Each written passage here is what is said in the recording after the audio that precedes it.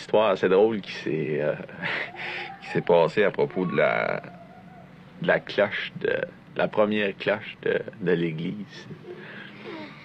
Il y avait en 37, 137 ou 38 les troupes de Saint-Eustache.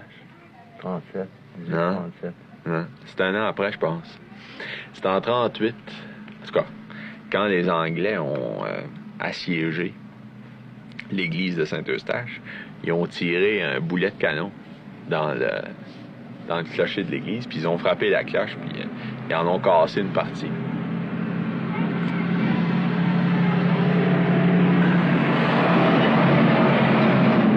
Ça fait que les gens de Saint-Eustache, eux autres, ils aimaient pas bien ça, se faire rappeler ça se faire rappeler leur cloche cassée, parce qu'ils s'étaient fait battre par les Anglais. Alors, ils ont décidé de donner le cloche cassée. Ils ont décidé de donner le cloche à la paroisse de Nomineng. Alors, ils ont mis la cloche sur le train, puis le train l'a emmené jusqu'à La Belle. Mais le train n'allait pas jusqu'à Nomineng. Fait que là, les gens de Nomineng sont partis avec un gros bobsleigh. Ils sont descendus jusqu'à La Belle pendant l'hiver. Là, ils ont changé la cloche sur le bobsleigh. Puis ils ont emmené ça ici. Puis là, c'était tellement lourd, ils ne pouvaient pas la palanter nulle part ni rien. Ils ont réussi à la mettre sur une souche.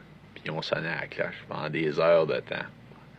Appeler les gens à la messe. Puis ça a été, cette cloche-là, à laquelle il manquait un morceau, ça a été la cloche de Nomineng pendant un bout de temps. Finalement, les gens ont dit « Ouais, c'est bien beau, la cloche de Saint-Eustache, mais ils n'aimaient pas le son bien, parce qu'elle était fêlée, tu sais. » Ils ont décidé de la faire fondre pour en faire un autre. Puis je pense que c'est encore celle-là qui est là, c'est beau. Une cloche cassée par les Anglais.